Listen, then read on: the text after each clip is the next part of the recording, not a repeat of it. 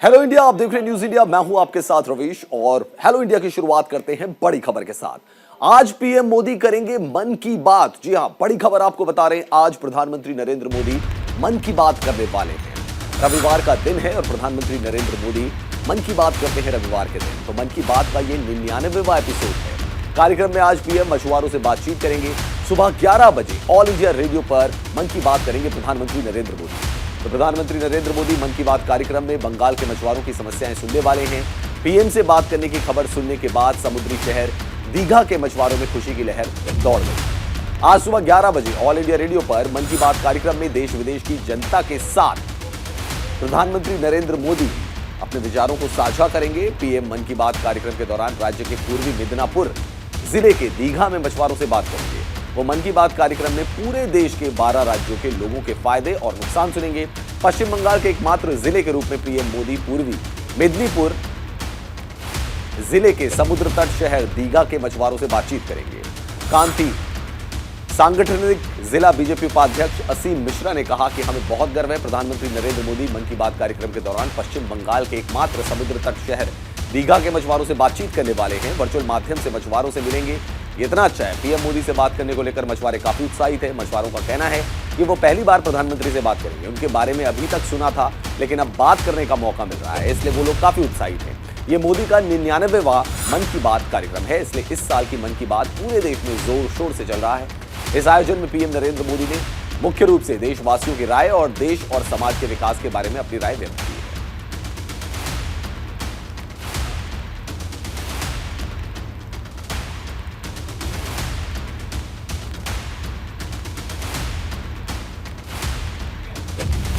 तो प्रधानमंत्री नरेंद्र मोदी 11 बजे मन की बात आज मन की बात करेंगे और ये मन की बात कार्यक्रम का 99वां एपिसोड है। और आज बताया जा रहा है कि प्रधानमंत्री नरेंद्र मोदी मछुआरों से बातचीत करेंगे। अगली बड़ी खबर राजस्थान से है। राजस्थान के बीकानेर में भूकंप के झटके महसूस किए गए। बीकानेर में महसूस किए गए भूकंप के झटके, रेक्टर स्केल पर इसकी तीव्रता 4.2 मापी गई है। तो बड़ी खबर आपको बता रहे हैं, राजस्थान के बीकानेर में भूकंप के झटके, बीकानेर में महसूस किए गए भूकंप के झटके और रेक्टर स्केल पर इसकी जो तीव्रता थी वो 4.2 बताई जा रही है। तो जैसा कि आप जानते हैं कि कुछ दिनों पहले दिल्ली एनसीआर में भी भूकंप के झटके महसूस किए गए थे। अफगानिस्तान उसका केंद्र बताया गया था और अब राजस्थान के बीकानेर में भी भूकंप के झटके महसूस किए गए। रेक्टर स्केल पर यहां जो तीव्रता मापी गई है वो है 4.2।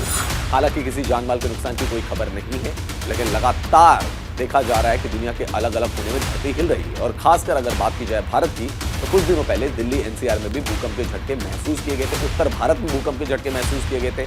पाकिस्तान में तो कुछ लोगों की डेथ भी हो गई थी। और साथ ही साथ बात की जाए अफगानिस्तान की, तो वहां पर भी भूकंप के झटके महसूस किए गए थे। और अब राजस्थान के बीकानेर में भूकंप के झटके महसूस किए गए। ये तस्वीरें भी हम आपको दिखा रहे हैं, जहां भूकंप के झटकों के बाद फैन हिलता हुआ नजर आया। अब बात करते हैं गृह मंत्री अमित शाह की। आज ओडिशा के दौरे पर रहेंगे गृह मंत्री अमित शाह। अमित शाह भद्रक लोकसभा क्षेत्र में जनसभा को संबोधित भी करेंगे। बूथ स्तर पर नेता और कार्यकर्ताओं के साथ चर्चा करेंगे। शाह की ओडिशा यात्रा बीजेपी के लिए काफी महत्वपूर्ण बताई जा रही है। केंद्रीय गृह मंत्री और बीजेपी के वरिष्ठ नेता अमित शाह आज ओडिशा दौरे पर रहेंगे। बीजेपी के राज्य महासचिव पृथ्वीराज हरिचंदन ने अमित शाह के दौरे के संदर्भ में जानकारी देते हुए कहा कि अमित शाह ओडिशा दौरे पर आ रहे हैं और वो भद्रक लोकसभा क्षेत्र में एक जनसभा को संबोधित करेंगे। इसके साथ ही शाह पार्टी के वरिष्ठ नेताओं से लेकर बूथ स्तर के नेता और कार्यकर्ताओं के साथ चर्चा करेंगे। उन्होंने कहा कि राज्य की उनकी यात्रा बीजेपी की ओडिशा इकाई के लिए महत्वपूर्ण है, क्योंकि आम चुनाव को होने में लगभग 1 साल का ही समय बचा है। बीजेपी के प्रदेश नेताओं का कहना है कि पार्टी आगामी विधानसभा चुनाव में जनता का समर्थन मिलेगा और पार्टी इस बार राज्य में सरकार बनाएगी। शाह की यात्रा से पार्टी कार्यकर्ताओं का मनोबल बढ़ेगा। गौरतलब है कि ओडिशा में आम चुनाव को भले ही अभी 1 साल का समय हो, लेकिन बीजेपी अभी से चुनाव को लेकर अपनी तैयारियों में जुट चुकी है। पार्टी लगातार सत्ताधारी पार्टी की कमियों को लोगों के सामने रख रही है और सरकार को कानून व्यवस्था से लेकर हर मोर्चे पर विफल बता रही है। खासकर नवकिशोर दास हत्याकांड और प्रदेश में बिगड़ती कानून व्यवस्था को लेकर राज्य अध्यक्ष समीर महांती के नेतृत्व में पार्टी के नेता लगातार राज्य सरकार पर हमला कर रहे हैं।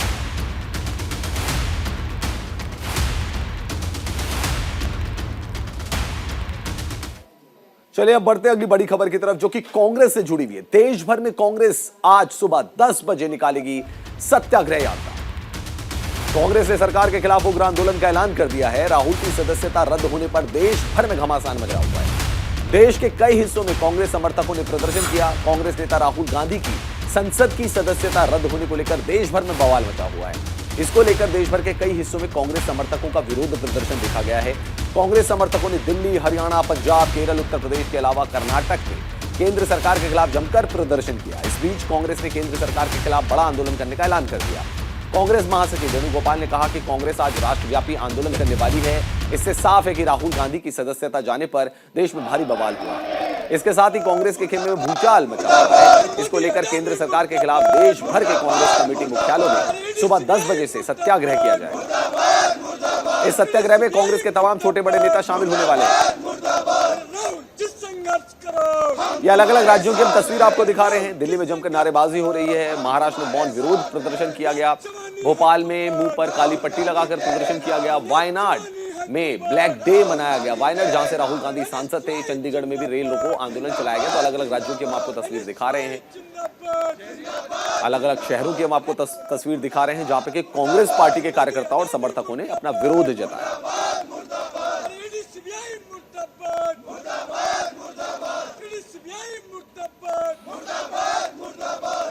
जिस सदस्यता रद्द की है, कैंसिल की है, ये बहुत निंदनीय है। और इसके लिए हम लोगों ने ये एक मुंह पर ताला लगाकर काली पट्टी बांधकर ये विरोध कर रहे हैं सांकेतिक तौर पे कि जिस तरीके से लोकतंत्र खतरे में है, उसको बचाने की जरूरत है। मगर हम चूंकि उस नेता के कार्यकर्ता हैं, उस पार्टी के कार्यकर्ता हैं जो इस देश के लिए अपने प्राणों की आहुति दे चुके इस पार्टी के नेता, हम डरेंगे नहीं, हम लड़ेंगे। मगर हम ये प्रदर्शन करके सरकार को चेताना चाहते हैं कि अभी आप हमारे मुंह पे आप ये चाहते हो कि ये ताला लग जाए, तो ऐसा नहीं होगा। ये ताला खुलेगा भी और हम फिर वापस संसद में आएंगे और फिर हमारी आवाज गूंजे। जिस तरीके से राहुल गांधी जी की चलिए बात मध्य प्रदेश की करते हैं। मध्य प्रदेश के मुख्यमंत्री शिवराज सिंह चौहान ने कांग्रेस नेता राहुल गांधी पर निशाना साधा और कहा कि कांग्रेस के लोग मुंह पर ताला लगाकर प्रदर्शन कर रहे हैं। राहुल गांधी को यह ताला अपने मुंह पर लगाना चाहिए था जब वो अपने मुंह से पीएम मोदी और मोदी जाति के बारे में अपमानजनक शब्दों का इस्तेमाल कर रहे थे। सीएम शिवराज सिंह चौहान ने कहा कि राहुल ने जिस तरह ओबीसी का अपमान किया, उसका हक उन्हें किसी ने नहीं दिया। शिवराज सिंह चौहान ने यहां तक कह दिया कि कांग्रेस पार्टी आज देश के लिए समस्या बन गई है, जबकि राहुल कांग्रेस के लिए सबसे बड़ी समस्या है। दरअसल कांग्रेस के पूर्व राष्ट्रीय अध्यक्ष राहुल गांधी की संसद सदस्यता रद्द होने से पार्टी के कार्यकर्ता नाराज और आक्रोशित हैं। वो लगातार देश भर में प्रदर्शन कर रहे हैं। 24 मार्च को जहां यूथ कांग्रेस ने भोपाल में ट्रेन रोककर विरोध प्रदर्शन किया, वहीं कांग्रेस कार्यालय के सामने कार्यकर्ता मुंह पर ताला लगाकर बैठे। कांग्रेस के लोग मुंह पे ताला लगा के बैठे हैं। राहुल गांधी जी, आपने अपने मुंह पे ताला तब क्यों नहीं लगाया जब आप अपने मुंह से मोदी जी, मोदी जाति के बारे में अपमानजनक शब्दों का इस्तेमाल कर रहे थे। क्या जिस ढंग से आपने जातिगत अपमान किया, ओबीसी का अपमान किया, क्या पिछड़े वर्ग में पैदा होना पाप है? क्या केवल पिछड़े वर्ग के होने के कारण किसी का भी अपमान किया जाएगा? आप अपने आप को राजा महाराजा से कम नहीं समझते। ये ताला आपके मुंह पर उस समय लगना था जब आपने न्यायपालिका का अपमान किया। आप क्या क्या बोलते हैं, आश्चर्य होता है। आपने दुर्भाग्य से मैं संसद का अपमान किया। आपने संसद सदस्य रहते हुए संसद में कुछ कह के जिस ढंग से आंख मारी थी, वो पूरे हिंदुस्तान ने देखी थी। क्या ये गरिमा है सांसद की? पूरे देश ने देखा है कि आप विवादित बयान पहले भी देते रहे। असम के मुख्यमंत्री हिमंता बिस्वा शर्मा ने राहुल गांधी की लोकसभा सदस्यता रद्द किए जाने के बाद बयान दिया और कहा कि कोर्ट ने ओबीसी समुदाय के पक्ष में फैसला सुनाया है। कांग्रेस बिना वजह का बखेड़ा खड़ा कर रही है। शर्मा ने कहा कि राहुल गांधी को भारत सरकार के जरिए अयोग्य नहीं ठहराया गया है। ओबीसी समुदाय के खिलाफ असंसदीय शब्दों का प्रयोग करने के कारण उन्हें कोर्ट ने दोषी ठहराया है। कोर्ट की घोषणा के परिणाम स्वरूप राहुल को लोकसभा की सदस्यता से हाथ धोना पड़ा। इस दौरान सीएम हिमंता बिस्वा शर्मा ने राहुल के बयान को लेकर निशाना साधा और कहा कि कोर्ट के आदेश के बाद राहुल गांधी माफी नहीं मांग रहे हैं, यह उनका अहंकार है।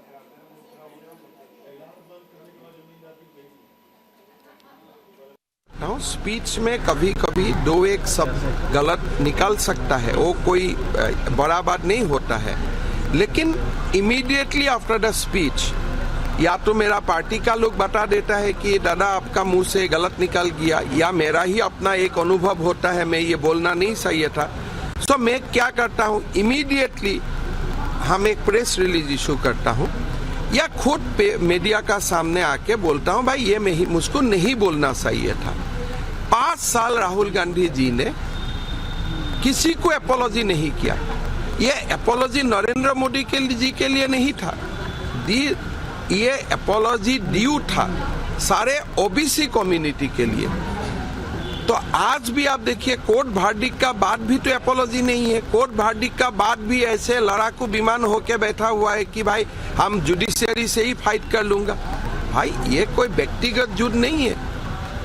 आपने अगर कोई कम्युनिटी का खिलाफ बोलता है तो कम्युनिटी का तो लोगों का, अगर आपका कोई आप सोचता है कि आपका प्राइड है, आपका प्रेस्टीज है, आपका अहंकार है, तो हमारे देश का ओबीसी कम्युनिटी का भी तो अहंकार है, उनका भी तो अस्मिता है। तो ये बात सबको देखना पड़ेगा और इसमें कोई राजनीति नहीं है। चलिए बात करते हैं बीजेपी के राष्ट्रीय अध्यक्ष जेपी नड्डा की। बड़ी खबर आपको बता रहे हैं, आज भोपाल के दौरे पर रहेंगे जेपी नड्डा। बीजेपी की नई प्रदेश कार्यालय का भूमि पूजन करेंगे। तो बीजेपी का जो नया प्रदेश कार्यालय है उसका भूमि पूजन करेंगे। भूमि पूजन के बाद कार्यकर्ताओं को संबोधित करेंगे। नए बीजेपी दफ्तर को बनाने में 100 करोड़ रुपए खर्च हुए हैं। मध्य प्रदेश में आगामी विधानसभा चुनाव के मद्देनजर राजधानी भोपाल में राजनीतिक पारा लगातार चढ़ने लगा है। इसी के चलते भारतीय जनता पार्टी के राष्ट्रीय अध्यक्ष जेपी नड्डा आज भोपाल के दौरे पर हैं। बीजेपी के राष्ट्रीय अध्यक्ष इस दौरान मन की बात कार्यक्रम में शामिल होंगे। साथ ही मध्य प्रदेश की राजधानी भोपाल में बन रहे बीजेपी के नए प्रदेश कार्यालय का भूमि पूजन भी करेंगे। इस कार्यक्रम के बाद बीजेपी कार्यकर्ताओं को संबोधित करने के लिए और हर बूथ मजबूत की टीम के लिए संभागीय बूथ अध्यक्ष सम्मेलन को संबोधित भी करेंगे जेपी नड्डा। तो आज भोपाल दौरे पर रहेंगे जेपी नड्डा। प्रदेश कोर कमेटी की बैठक में कई महत्वपूर्ण फैसले लेंगे और विधानसभा चुनाव की तैयारी को और मजबूत किया जा सकता है। इन सभी कार्यक्रमों को आगामी विधानसभा चुनाव से जोड़कर देखा जा रहा है। साथ ही साथ बीजेपी के कार्यालय का भी उद्घाटन करेंगे। 100 करोड़ की लागत से यह कार्यालय बनकर तैयार हुआ है।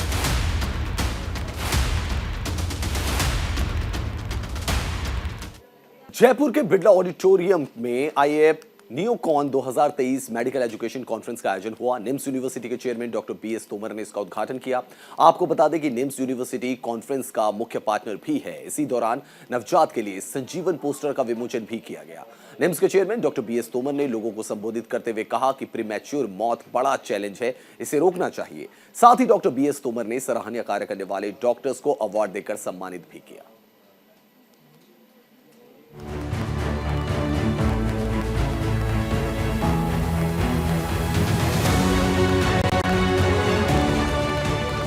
जयपुर के बिरला ऑडिटोरियम में आईएपी नियोकॉन 2023 मेडिकल एजुकेशन कॉन्फ्रेंस का आयोजन हुआ। निम्स यूनिवर्सिटी के चेयरमैन डॉक्टर बीएस तोमर ने इसका उद्घाटन किया। आपको बता दें कि निम्स यूनिवर्सिटी कॉन्फ्रेंस का मुख्य पार्टनर भी है। इसी दौरान नवजात के लिए संजीवन पोस्टर का विमोचन भी हुआ। निम्स के चेयरमैन डॉक्टर बीएस तोमर ने लोगों को संबोधित करते हुए कहा कि प्रीमैच्योर मौत बड़ा चैलेंज है, इसे रोकना चाहिए। साथ ही डॉक्टर बीएस तोमर ने सराहनीय कार्य करने वाले डॉक्टर्स को अवार्ड देकर सम्मानित भी किया। देखिए, ये नेशनल न्यूरोलॉजी की कॉन्फ्रेंस है, बहुत अच्छी है और मैं यहाँ पे इसके लिए बहुत बहुत धन्यवाद देता हूँ।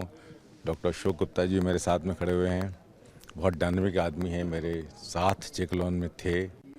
और जगीशन जी, बाकी मंगल और रमेश मेरे साथ हैं। मेरे एक छोटे साथी हैं मेरे साथ, जेकलॉन में एसएमएस में हुआ करते थे।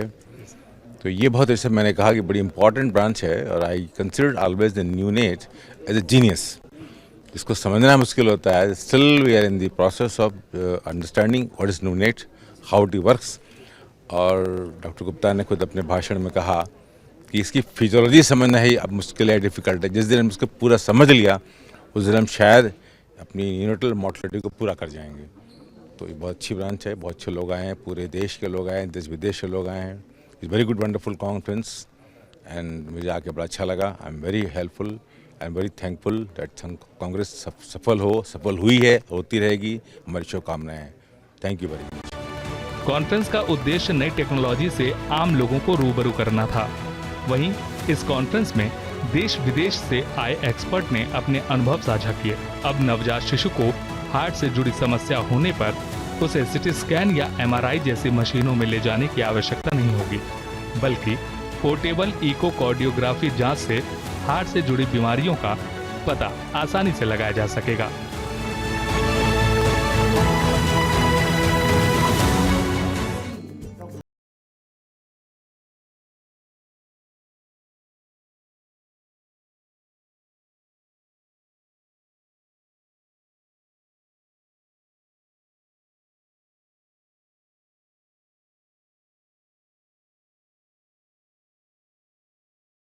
अलग अलग सेंटर्स पर वर्कशॉप भी आयोजित की गई, जिसमें स्टूडेंट्स को न्यू टेक्नोलॉजी से जुड़ी बारीकियां समझाई गईं। क्योंकि हमारे देश की जो नवजात शिशु मृत्यु दर है काफ़ी ज़्यादा है, और उसको कम करने में यहाँ के जो डिस्कशंस हैं वो बहुत उपयोगी होंगे। और जिस तरीके से जो तकनीकी विकास हुआ है, उस तकनीकी विकास को सारे डॉक्टर्स को समझाना और वो उसको इम्प्लीमेंट कर पाएँ, वो यहाँ इस सम्मेलन का मुख्य उद्देश्य रहा है। और साथ ही इसमें करीब 50 से ऊपर अंतर्राष्ट्रीय स्पीकर्स भी आए हैं, तो नई नॉलेज और नई इन्फॉर्मेशन मिली है। और करीब 11 प्रैक्टिकल वर्कशॉप्स की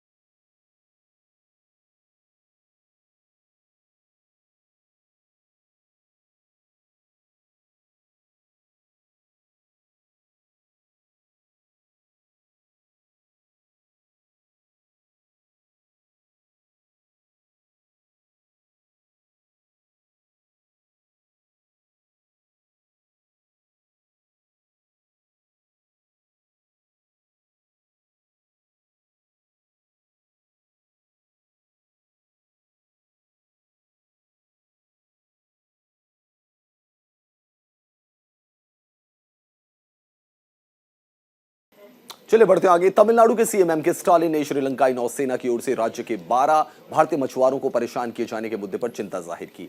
साथ ही उन्होंने केंद्र से श्रीलंका की हिरासत से ऐसे 28 मछुआरों की रिहाई सुनिश्चित करने के लिए हस्तक्षेप करने की अपील की है।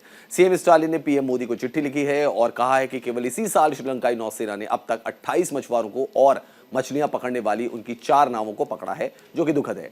श्रीलंकाई नौसेना की तरफ से हमारे मछुआरों को लगातार परेशान किए जाने के मामले बढ़ रहे हैं, यह कहना है एमके स्टालिन का।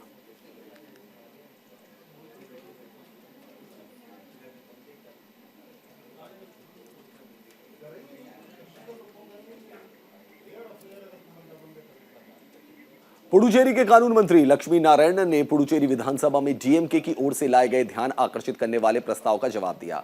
इस दौरान उन्होंने कहा कि ऑनलाइन जुए पर प्रतिबंध लगाने का विधेयक जल्द ही पारित किया जाएगा।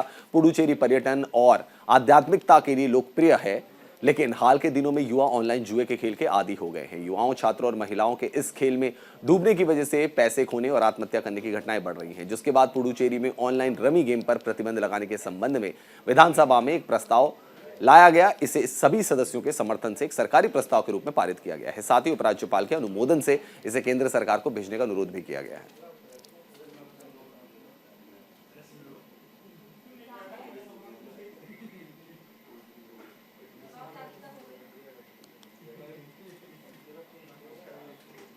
कांग्रेस नेता राहुल गांधी की संसद की सदस्यता रद्द होने के बाद कांग्रेस का प्रदर्शन अलग अलग राज्यों में जारी है। साथ ही चुनावी राज्य कर्नाटक में भी कांग्रेस कार्यकर्ताओं में रोष है। वहीं इसी को लेकर प्रदेश कांग्रेस अध्यक्ष डीके शिव कुमार ने ट्वीट करके कहा है कि बीजेपी वाले जरूर राहुल गांधी की संसद की सदस्यता रद्द कर सकते हैं, लेकिन उनके करोड़ों लोगों के दिलों में जो छाप छोड़ रखी है उससे वो खुद को हटा नहीं सकते। डीके शिव कुमार का यही कहना है कि संसद सदस्यता जरूर रद्द की जा सकती है, लेकिन करोड़ों लोगों के दिलों में राहुल गांधी ने जो छाप छोड़ी है उस छाप को हटाया नहीं जा सकता।